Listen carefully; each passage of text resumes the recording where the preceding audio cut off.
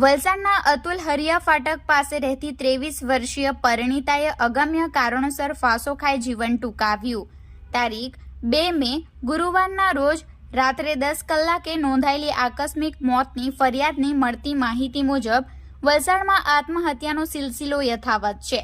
ત્યારે ફરી એકવાર 23 વર્ષીય પરિણીત મહિલાએ ફાંસો ખાઈ જીવન ટૂંકાવ્યું છે। ગત મહિનામાં મોગરાવાડીમાં 23 વર્ષીય પરિણીતાએ ફાંસો ખાઈ જીવન ટૂંકાવ્યું હતું, જે બનાવ હજી ઠંડો થયો નથી। ત્યાં ફરી એકવાર અતુલ ખાતે 23 વર્ષીય પરિણીતાએ અગમ્ય કારણોસર ફાંસો ખાઈ જીવન ટૂંકાવ્યું છે।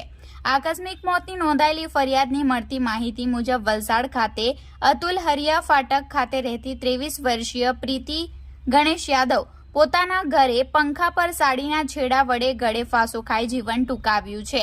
આ ઘટનામાં મળતી વિગતો મુજબ વલસાડના અતુલ કંપની લિમિટેડમાં છેલ્લા 7 વર્ષથી સુપરવાઇઝર તરીકે નોકરી કરતા ગણેશ ઉમાશંકર યાદવ ઉંમર વર્ષ 25 પોતાની પત્ની પ્રીતિ સાથે સમાજના રીતિ રિવાજ મુજબ 18/1/2024ના રોજ લગ્ન કર્યા હતા અને તેઓ પોતાના પરિવાર સાથે અતુલ ખાતે માતા પિતા અને પત્ની સાથે રહેતા હતા। ત્યારે તારીખ 30/4/2024ના રોજ ગણેશ ઉમાશંકર યાદવના માતા પોતાના પિયર મુંબઈ ખાતે માતૃશ્રીના તબિયત ખબર લેવા માટે ગયા હતા। તે દરમિયાન ગણેશ ઉમાશંકર અને તેમની પત્ની પ્રીતિ ગણેશ યાદવ ગતરોજ ઘરે એકલા હતા અને ગણેશ ઉમાશંકર યાદવ રાબેતા મુજબ પોતાના કામ માટે નોકરી પર નીકળી ગયા હતા। મૃતક પરિણીતા ઘરે એકલી હતી। તે દરમિયાન પરિણીતાના સસરા ઘર બહાર ઊભેલા હોય અને સાસુએ યુવકને ફોન કરી જણાવેલ કે તારા પિતાજી ઘરની બહાર ઊભા છે અને દરવાજો ખખડાવતા હોય, વહુ દરવાજો ખોલતી નથી તેમ ફોન કરી જણાવ્યું હતું।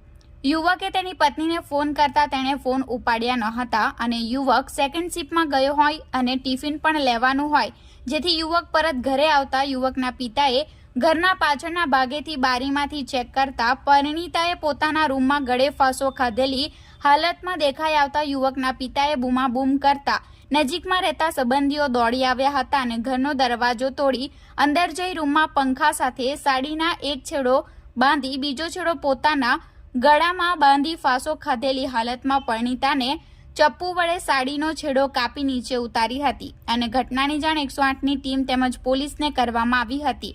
જોકે 108ની ટીમ ઘટના સ્થળે પહોંચી યુવતીને ચેક કરતા તેને મૃત જાહેર કરી હતી, જેથી ખાનગી એમ્બ્યુલન્સ બોલાવી પોલીસે પરિણીત મહિલાની બોડીનો કબજો મેળવી વલસાડની સિવિલ હોસ્પિટલ ખાતે પીએમ અર્થે ખસેડી હતી। આગળની વધુ તપાસ રૂરલ પોલીસે હાથ ધરી છે અને ઘટના બાબતે પરિણીત મહિલાના પતિ દ્વારા આકસ્મિક મોતની નોંધ કરાવી છે।